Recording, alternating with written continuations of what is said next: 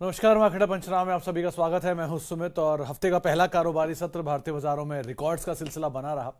आज भी तेजी रही और आज फर्स्ट हाफ की तेजी में आईटी और फार्मा पार्टिसिपेट कर रहे थे। सेकंड हाफ की तेजी में बाजार थोड़ी सी बढ़त जरूर गवा के गया क्योंकि आईटी में गिरावट आई, लेकिन अदरवाइज बाजार में खरीदारी रही।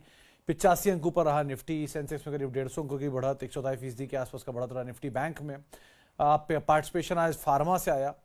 सभी pharma major, Aurobindo pharma, Divi's lab, Alkem lab, Apollo hospital, doctor Lal path lab, सब में ही खरीदारी थी। बायोकॉन, पीएसयू बाइंग थी।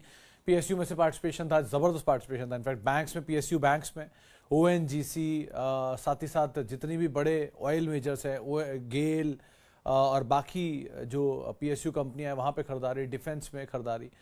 अच्छा दिन था पीएसयू के लिए भी। एडवांस डिक्लाइन 1350 शेयर तेजी में, करीब करीब 1000 शेयर जो कि बिकवाली में कामकाज कर रहे थे। हाइज पे हाइज मार्केट लगातार बना ही रहा है, तो वो तेजी बनी हुई है। बस वोलेटिलिटी थोड़ी ज़्यादा रहेगी क्योंकि अब हम आ गए हैं अर्निंग की तरफ और अर्निंग के साथ साथ हम आज जा रहे हैं बजट की तरफ। महज 8 दिन दूर अब बजट रह गया है और मतलब साल का सबसे बड़ा इवेंट होता है किसी फाइनेंशियल मार्केट के लिए। देन कम्स आपके लिए एक अर्निंग भी आपकी पीक पर होगी। अभी के लिए जो कल अर्निंग है उसमें बजाज ऑटो एक बड़ा अर्निंग आने वाला है। एल&टी फाइनेंस होल्डिंग, एफ&ओ की अर्निंग है, इसको आप नजर रखें। कल क्योंकि वो बैंक निफ्टी की एक्सपायरी भी होगी, वेडनेसडे छुट्टी है तो ट्यूसडे को ही शिफ्ट हो जाएगी फिर निफ्टी की एक्सपायरी के साथ, तो कल और थोड़ा सा वोलेटाइल सेशन आप शायद आता हुआ देखें।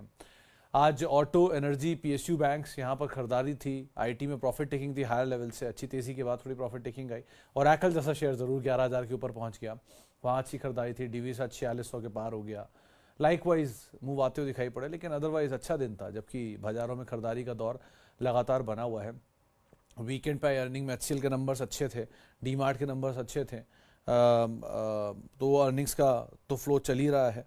और साथ ही साथ कुछ और अर्निंग्स में जो बढ़िया मूव देखने को मिल रहा है उसमें बजाज ऑटो भी अनुमान लगाया जा रहा है कि अच्छे अर्निंग आ सकते हैं। उसको भी आप ध्यान रखिएगा। एशियन पेंट्स की अर्निंग उसके बाद है। लेट्स सी कैसे कामकाज करते हैं, बट ठीक है, in total so far situation comfortable है और चीज़ें बेटर हैं, तो अभी तो आप बने रहिए और keep in holding track. Let's see कहाँ जाता है। हाँ, वो सारा पीएसयू जरूर भागा आज। MMTC, STC, ITI, HMT, MTNL, जिनके नंबर्स में दम नहीं है लेकिन फ्लोट छोटा, तो वहाँ पर भी एक अच्छी तेजी आई, उनको अभी अदरवाइज आप ध्यान रखिएगा। चलिए अब आगे बढ़ते हैं, कुछ सवाल जवाब का सिलसिला शुरू कर लेते हैं और बातचीत करते हैं कुछ सवालों को लेकर। Oberoi realty, sir public holding काफ़ी कम है, अभी लेने लायक है क्या? गुर्जर साहब, चला बहुत है ये, मतलब पूरा पीएसयू रियल्टी ज़बरदस्त चला है। ओबरॉय रियल्टी भी वैसे ठीक है, इन्होंने रिसेंटली एक मुंबई में बड़ा लैंड पार्सल लिया भी एक्सपेंशन के लिए। आपके पास है तो आप बने रह सकते हो, बट कोई भी रियल्टी का अभी इस समय तेज़ी बहुत ज़बरदस्त है, तो कहीं नीचे मिलना ज़्यादा बेहतर होगा। लेकिन आउटराइटली एक बार में खरीदारी करना, this is not right sign. थोड़ा नीचे नीचे एक्यूमुलेट करें फिर भी आप बने रह सकते हो, बट एक बार में अभी खरीदारी करना थोड़ा सा रिस्की हो सकता है। सर जी, मार्केट इतना ऊपर जा रहा है, ये फंडामेंटली है या जस्ट लिक्विडिटी के चलते हैं? ऐसे मार्केट में क्या करना चाहिए? देखो गुरप्रीत सर, ऐसे मार्केट में फ्लो के साथ रहना चाहिए। आप गलत प्रूफ करने पे मत लगो मार्केट को कि मार्केट गलत है। मार्केट कभी गलत नहीं होता, मार्केट हमेशा सही होता है। हम गलत होते हैं जो मार्केट को एसेस नहीं कर पाते हैं। So you can not get wrong, make market wrong, but you can always get wrong. तो बाजार सही है, वो अभी जो कर रहा है वो सही है, वो जो करेगा आगे वो भी सही होगा। अब क्योंकि मार्केट रैशनल कभी नहीं होता, मतलब मार्केट हमेशा रैशनल होता है, इधर तेजी में भी और मंदी में भी। वो तेजी आते टाइम भी कभी नहीं सोचता और मंदी में भी कभी नहीं सोचेगा। आज बुल मार्केट है तो बुल मार्केट में कोई होता है सुनने को तैयार नहीं होता, और बियर मार्केट में कोई सुनने लायक नहीं बसता। आज जो स्टोरी आप देखोगे उसमें 25 FI, 26 FI, 28 FI, 30 की गाइडेंस दी जाती हैं, यानी 5-5 साल फॉरवर्ड की गाइडेंस, जिसको अभी ये नहीं पता कि अगले साल क्या होने वाला है, लेकिन अगले 5 साल की गाइडेंस आप दे देते हैं। और जब बियर मार्केट आती है तो उस साल की गाइडेंस कोई बाजार नहीं देखता। तो ये दोनों साइड एक्सट्रीम्स होते हैं। ठीक है, अभी चल रहा है फ्लो, चलने दीजिए, बी विद द फ्लो। जहां जाके अब टॉप बने, जहां जाके रोके क्या पता, लेकिन जहां तक नहीं है तब तक तो चलने दीजिए जैसा चल रहा है। बट ऐसा जरूर करते रहिएगा, इस मार्केट में थोड़ा थोड़ा पैसा अपना कैपिटल निकालते चलिएगा, ताकि जिस दिन आपको फॉल मिले उस दिन एटलीस्ट आपके पास कैपिटल बचा रहे वापस दोबारा पैसा डालने के लिए मार्केट्स में। कभी भी आए, वो आज आए, 6 महीने बाद आए, 6 साल बाद आए। लिक्विडिटी ड्रिवन है, बहुत हद तक है। वो 22,000 करोड़ रुपए की SIP आ रही है, उसमें नेट फ्लो भले ही कम है लेकिन ग्रॉस फ्लो तो बड़ा ही है। ऑफिस की तरफ से आ रहे हैं, प्रमोटर माल बेच रहा है ऑफिस हाउसेस जो है, जो कहते हैं ना फंड हाउसेस जो रहते हैं, वो अपने आप माल ले रहे हैं, म्यूचुअल फंड का फ्लो आ ही रहा है। सो प्लस एफआईज भी बाय कर रहे हैं, तो सिचुएशन तो स्ट्रांग है ही लिक्विडिटी वाइज। कब पलटेगी पता नहीं, लेकिन जब तक नहीं पलट रही तब तक तो बी विद द फ्लो। अच्छी वैल्यू जहां जहां मिलती रहे ज़रूर लपकिए, जिसे कहते हैं ना जैसी फॉल मिले किसी अच्छी कंपनी में तुरंत उसको ग्रैब कर लीजिए, और ज़्यादा से ज़्यादा उन कंपनियों के साथ रहिए जिनके कारोबार हैं। बिना कारोबार वाली कंपनियां बड़े बड़े प्रोस्पेक्ट देते हैं, बुल मार्केट में रिवाइव करते हैं, बियर मार्केट में गायब हो जाते हैं। सो इसलिए ज़रा उनसे थोड़ा बच के रहिएगा, या रहिएगा तो बहुत कम एक्सपोजर रखिएगा। ओके जी, आगे बढ़ते हैं। और सेलो sir please suggest stocks for pharma sector which are undervalued. Thakur sahab पिछले 2 महीने 1 महीने से तो चिल्ला ही रहा हूँ।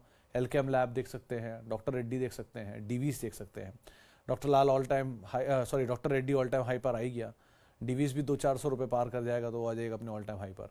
एंड डीवीज भी एलकेम भी, और डीवीज भी आ ही जाएगा। 4600-4700 खड़ा ही है, 5000 प्लस पे उसका ऑल टाइम हाई है। सो स्लोली एंड स्टेडली अपने ऑल टाइम हाई तीनों काट देंगे। तो these 3 are very good companies. Otherwise Biocon आज एक जानकार बोल के गए हैं, लेकिन मिड कैप में औरोबिंदो बढ़िया है, बायबैक कर रही कंपनी खुद भी। So it's a good name. Otherwise बाकी ये 3 पे आप कभी भी नजर रख सकते हो। इन तीनों में आपको कभी निराशा नहीं होगी। आज ले लेंगे, 2-4 महीने नीचे ऊपर आएगा, फिर घूम घाम के अपना नया हाई बना देगा। सो ये टाइप की कंपनियां तो पोर्टफोलियो स्टॉक हैं, आराम से आप लेकर रख सकते हैं। Sir best way to invest in gold.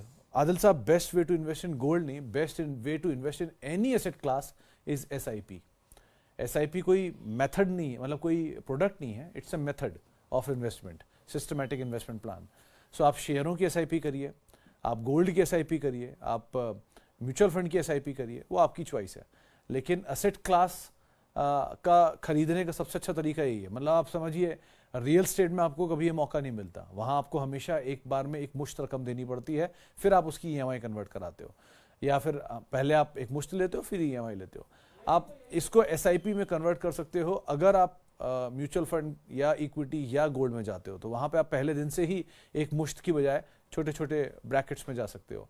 वहाँ भी आप चाहो तो इस तरीके को इस्तेमाल कर सकते हो कि पहले एक मुश्त में थोड़ा पैसा डाल दिया, फिर धीरे धीरे एसआईपी लेना शुरू किया, ताकि आपको जो एवरेज है वो मिल जाए नीचे की तरफ का या बेटर प्राइसिंग का।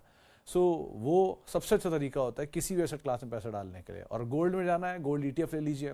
गोल्ड बॉन्ड्स का एक नया ट्रांच अभी खुलेगा कुछ दिन में, उसको आप देख सकते हैं। और बाकी एसआईपीज में गोल्ड बेस्ड बॉन्ड फंड्स हैं, उनमें आप जा सकते हो। सो मल्टीपल चॉइसेस तो हैं आपके पास यहाँ पर भी, बट एसआईपी के तरीके से ही जाइएगा जब भी जाइएगा किसी भी एसेट क्लास में इन्वेस्ट करने के लिए, लॉन्ग टर्म के लिए ऑब्वियसली। ओके जी, आगे बढ़ते हैं। और दीप इंडस्ट्री, मित्रा साहब, इसमें अभी रिसेंटली एक प्लांट विजिट हुआ था दीप का अहमदाबाद में, तो हम लोग गए भी थे उनसे मिलने के लिए। Things are getting fine. उन्होंने बहुत हद तक अपनी नई कैपेसिटी के ऊपर कामकाज कर रहे हैं, चीज़ें बेटर कर रहे हैं वो लोग अपनी, इसीलिए मतलब उसके स्टॉक चला भी बहुत था। तो वैसे कंपनी ठीक है, जिस कामकाज में वो कामकाज भी उनके लिए यूनिक है। अभी प्राइसिंग क्रूड की स्टेबल है, अगर बढ़ता तो थोड़ा इनके लिए और बेनिफिशियरी हो सकता है, बट ठीक है, अगर आपके पास है तो आप होल्ड कर सकते हो। वैल्यू वाइज भी शायद थोड़ा अब तो महंगा हो गया, दीप उस समय बहुत सस्ता था जब इन्होंने केपेक्स किया था, लेकिन बेटर इज आप होल्ड करिए सो फार। एंड अर्निंग्स के ऊपर नजर रखिए कि शायद लास्ट क्वार्टर के अर्निंग बहुत अच्छे थे, इस क्वार्टर के अर्निंग देखते हैं कैसे कामकाज करते हैं, बट एज ऑफ नाउ अभी तो आप बने रहो इसके अंदर। Respected sir, view on Dish TV, Ratan power, JP associate, Punj Lloyd, Noida toll, HDIL, JP infra, RCom, R capital. देखो अरोड़ा साहब, ये मतलब इनको देख के समझ में तो आ रहा है कि आप बहुत पुराने निवेशक हो, क्योंकि ये नए निवेशकों को समझ में नहीं आएगी ये स्टोरी जिनको लॉस हो रहा है इसमें। जो भी आपकी ऐसे लॉसेस हैं, Reliance power, Reliance infra, JP power, even Vodafone, even Suzlon, सबको लगेगा ये स्टॉक्स ने कहाँ लॉस दिया है। नहीं, इन स्टॉक ने भी एक ज़माने में बहुत मासिव वेल्थ इरोड की है। मतलब कुछ स्टॉक तो 90% साफ हो चुके हैं, इवन एमएमटीसी भी। भले ही वो आपको साल के हाई पे दिख रहे हैं, लेकिन वो साल का हाई है, लाइफ हाई नहीं है। लाइफ हाई बहुत ही ऊपर के उनके। एनीवेज, तो इतना ही कहूँगा सर, अभी तो आप बने रहो, अब इतना पेशेंस दे दिया, रखिए, कहीं तेज़ी मिले, लॉस कम हो, निकल जाइए, और कोई चॉइस नहीं है। बहुत सारे नाम तो उसमें डीलिस्ट ही हो गए। पुंज लॉयड पता नहीं अब ट्रेड होता है कि नहीं होता, लेकिन एक ज़माने में उसे एलएनटी बोला जाता था कि एलएनटी बन जाएगा। इवन बहुत कम लोग ये बात जानते हैं, एक ज़माने में कंपनी होती थी सिल्वर लाइन, बहुत कम लोगों ने शायद उसका नाम भी सुना हो, उसे इन्फोसिस बोला जाता था उस ज़माने का, वो इंडेक्स का स्टॉक भी था बल्कि, और आज की डेट में वो है ही नहीं। ऐसा नहीं हो सप्टेम्बर से कोई क्राइसिस हुआ उसमें, बट वन फाइन डे एक बाजार का फॉल आता है और सब गायब हो जाते हैं। सो ऐसे बहुत सारे नाम मैं आपको एन नंबर ऑफ गिना सकता हूँ पूरे आधे घंटे तक, कि जिनके अस्तित्व ही नहीं बचे और एक ज़माने में वहाँ के स्टार थे। सो अभी के लिए सर आप सिंपल बने रहिए और कुछ कर नहीं सकते इसमें, and just wait for the revival. अगर होता है तो जैसे अब रिलायंस नेवल अगर आपके पास होगा तो उसे स्वान ने खरीद लिया, स्वान उसको दोबारा रिलीज करा रहा है, तो आपको नंबर ऑफ शेयर घट के मिलेंगे लेकिन मिलेंगे, तो वो आपके लिए एक अच्छा ट्रिगर बन सकता है। तो ऐसी शायद कोई इन्हें भी खरीदे, कभी रिवाइव करे और चलना शुरू हो जाए, तो आप बने रहिए अभी। तो लेट्स सी आगे कैसे काम करते हैं फिर। Hello sir, please talk on suggest on portfolio stock for various sectors for long term SIP. देखो ठाकुर साहब, बहुत ही सब्जेक्टिव है। मैं आपको पोर्टफोलियो स्टॉक बताऊंगा 15% 20% साल का चलेगा, आप कहोगे 15% 20% तो ऐसे ही चल जाता है आज की डेट में, एक दिन में शेयर, इनका क्या ही फायदा। सो एक दिन में या एक महीने में 20% चलने में और कंसिस्टेंटली 20 साल तक 20% चलने में ज़मीन आसमान का अंतर होता है। स्प्रिंटर और मैराथन रनर वाला अंतर है ये, 400 मीटर दौड़ना और 40 किलोमीटर दौड़ने वाला अंतर। सो अगर आप पोर्टफोलियो बेस्ड स्टॉक ढूंढ रहे हैं तो आपके लिए हर कंपनी की कैश काउज को लेके इकट्ठा कर लीजिए। बहुत सीधा गणित है, इसमें बहुत ज़्यादा आपको दिमाग नहीं लगाना। आपको एक सेक्टर, अगर मैं एक ग्रुप बोलूँगा कोई भी, तो अपने आप आपको उसका नाम याद आ जाएंगे। जैसे बजाज ग्रुप तो Bajaj auto, Bajaj finance, Tata group TCS, Titan, Tata motor, Tata steel, Tata power, Reliance तो Reliance industries obviously, Adani, Adani port, Adani power भी इवन कुछ टू एन एक्सटेंट, या आरपीजी ग्रुप तो सीएट, दिस वेदांता ग्रुप तो Hindustan zinc, Bharat forge. So ऐसे हर ग्रुप का एक ना एक स्टार होता है जो उनके लिए कैश काउ होता है, जो उनके प्रॉफिट्स का सबसे बड़ा हिस्सा रखता है, मतलब सबसे ज़्यादा प्रॉफिट ला कर देता है। वो अपने ग्रुप पर सबसे ज़्यादा बेट उसी कंपनी पे करते हैं ऑब्वियसली, क्योंकि वहाँ सबसे ज़्यादा उनसे ही होता है ना, घर का कमाने वाला चिराग है वो उनका। सो उस तरह के स्टॉक पे वो सबसे ज़्यादा बेट करते हैं वो लोग। तो हम भी कर ही सकते हैं, ऑब्वियसली बात है, इतनी गणित तो हमें भी आती है कि अगर मान लीजिए वो सबसे अच्छी कंपनी है उस ग्रुप की, तो आप भी उसे अपने पोर्टफोलियो का हिस्सा बना के रख सकते हैं। सो हर ग्रुप का, आईसीआईसीआई में आईसीआईसीआई बैंक, तो एचयूएल, आईटीसी, सो एसबीआई, पूरे पीएसयू बैंक्स का, तो पूरे पीएसयू बैंक का अकेला चिराग है। सो लाइकवाइज आप ऐसे कोई अच्छे अच्छे नाम ढूंढ लीजिए जो हर ग्रुप के आपको मोटे मोटे खुद ही याद आ जाएंगे। ऐसी कंपनी को उठाइए और इनको पोर्टफोलियो का हिस्सा बनाइए, आज से इनमें निवेश शुरू करिए। अब आप कहेंगे ये तो बहुत भागे हुए हैं, बहुत गिरे हुए हैं, एक नेक्स्ट सिनेरियो तो हो गई।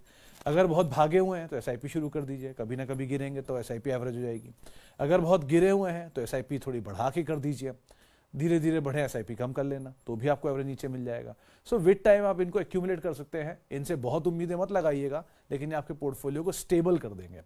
पोर्टफोलियो स्टेबल हो जाए आपका, एक अच्छी क्वांटिटी में आपके पास ये शेयर आ जाए, फिर आप चाहें तो एक्सपेरिमेंट करते रहिए, tier 2, tier 3, tier 4, tier 5, tier 7, जिस तरह की कंपनी के साथ आप चाहें।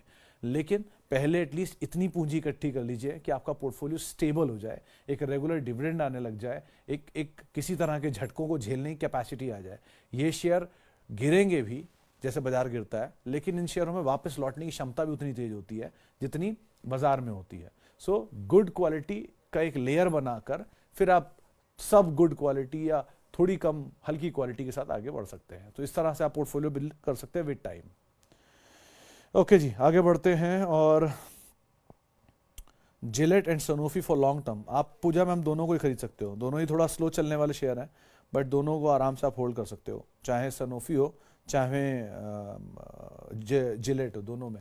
सनोफी के केस में एडजस्टमेंट दिखेगा तो 1-2 क्वार्टर के नंबर थोड़े वीक आ सकते हैं क्योंकि वो कारोबार डीमर्ज हुआ है, तो लेकिन जिलेट तो फिर भी ये होल्ड करिए। और लो वॉल्यूम शेयर है, फ्लोट है नहीं मार्केट में, तो वैसे ही चलना शुरू हो जाएंगे easily.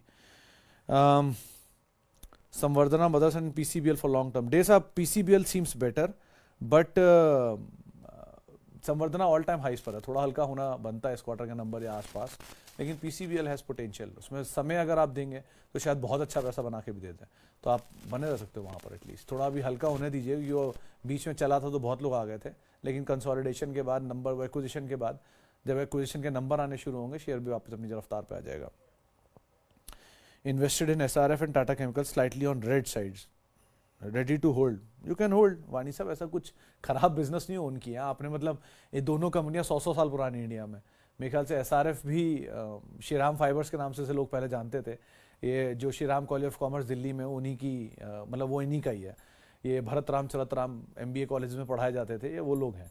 So they are very old people, very old businesses and one of the good dominating business in their own segments. It is very good company. SRF भी एंड टाटा केमिकल भी थोड़ा कंसोलिडेशन में है, थोड़ा केमिकल स्पेस में आप हो, चल नहीं रहा है, ये टाइप की चीज़ें रहेंगी 6-7 महीना, लेकिन वन फाइन डे सब ओवरले लुक हो जाता है और बाजार वापस अपनी रफ्तार पकड़ लेता है। तो आप ऐसे समझिए कि आज जिन शेयरों को आप अपने ऑल टाइम हाई बनते देख रहे हैं, DV स्लैब कुछ समय पहले 3200-3600 रुपये पे, इस पर बहुत बुरा कहानियाँ चलती थी। मैंने भी सुना है कि आप हमेशा DVs बोलते रहते हो, चलते हैं नहीं, आपके फेवरेट है। मेरा कोई फेवरेट नहीं है, बट अच्छा स्टॉक था, आज आ गया 5000 घूम घाम के। लाइकवाइज ओरेकल फाइनेंशियल, किसी ने मुझसे बोला था कि वो 4700 रुपये की रेंज और 3700 रुपये की रेंज नहीं होती, वो चलता ही नहीं है, ऐसा है वैसा है, आज 11000 है। सो विद टाइम सब स्टॉक के ऐसे ही दिन आते हैं, थोड़ा नीचे थोड़ा ऊपर, थोड़ा कंसोलिडेशन। अच्छी क्वालिटी अगर है तो कंसोलिडेशन अपने आप, नंबर अगर ग्रो कर रहा है तो कितना भी लंबा कंसोलिडेशन हो, एक दिन अपना नया ऑल टाइम हाई काट ही देगा, अगर नंबर ग्रोइंग है तो। अगर नंबर नहीं ग्रोइंग है तो कितना भी महंगा शेयर क्यों ना हो, अपने आप वो नीचे आ ही जाएगा। So everything is in numbers. CEAT अगर याद हो तो 1600 रुपये पे सीएट था उस समय जब मैं कहता ये अच्छी कंपनी, और अभी भी बोल रहा हूँ CEAT is a very good stock, आपके पोर्टफोलियो बेस्ड स्टॉक है वो, उसको कोई 1-2 दिन के लिए मत रखिए, but it's a very good stock to keep for longer duration of time. CEAT, JK cement, these are very good companies, you can hold it for longer duration of time. So accordingly यहाँ पे पैसे बनेंगे, but time and समय और संयम दोनों देना पड़ता है, वो दोनों देने के लिए तैयार तो ही पैसा बनेगा। आगे बढ़ते हैं जी, और कुछ सवालों में। रिलैक्सो फुटवेयर है 830 रुपये भाव पे, होल्ड तो कर सकते हैं शेख साहब। Bata seems better. Sir ABSL AMC 40 share हैं 720 के दाम पर। सर मेरे ख्याल से पटेल साहब, आदित्य बिरला AMC अब खरीदने वाला भी समय है, होल्ड करने वाला समय भी है और एक्यूमुलेट करने वाला समय भी है, क्योंकि HDFC AMC के नंबर अच्छे हैं, निपॉन के अच्छे नंबर्स हैं, सो इनके नंबर्स बेटर आ रहे हैं और वैल्यू सबसे ज़्यादा आदित्य बिरला AMC में ही है। अगर AMC सेक्टर अच्छा कर रहा है, बाजार अच्छा कर रहा है, AMC अच्छा कर रहा है, तो नंबर्स अच्छे आने चाहिए। नंबर्स अच्छे आने चाहिए तो सबसे ज़्यादा वैल्यू जिसमें है वो चलना चाहिए। तो मेरे ख्याल से आदित्य बिरला AMC को अब होल्ड करने में कोई बुराई नहीं है, आप होल्ड कर सकते हो इसे, और समय भी दे सकते हो आप। अगर समय दोगे तो शायद पैसा भी यहाँ पे वापस आ जाए। NTPC केस में होल्ड कर सकते हो sir. ONGC and NTPC both, आज कुछ बड़े इंस्टीट्यूशन की तरफ से खरीदारी भी की गई है यहाँ पे, सो बेटर है कि आप बने रहो, ज़्यादा बेटर है। चले फिलहाल अब इतने सवालों शामिल करूंगा, माफ़ी उन सभी लोगों से जिनसे बातचीत नहीं हो पाई, और बहुत बहुत शुक्रिया उन सभी लोगों का जिन्होंने सवाल पूछा। आज़ाद इंजीनियरिंग में बने रहो sir, it's a very good quality stock, give a time, it will be a big value creator, just give some time. आगे बहुत सब चीज़ें, उन सब के बाद आप इस पर बात करेंगे, लेकिन अभी के लिए आप फिलहाल बने रहो। बाकी आप लोगों से मुलाकात होती है 5:30 बजे, और आप मेरे साथ जुड़ सकते हैं @सुमित रिसर्च, मेरा ट्विटर हैंडल है, सोशल मीडिया हैंडल है। किसी भी निवेश से पहले अपने वित्तीय सलाहकार की राय ज़रूर ले लें, और CNBC आवाज़ के YouTube, Facebook, इंस्टा पेजेस पे आप हमारे साथ जुड़ सकते हैं। फिलहाल के लिए इतना ही, नमस्कार।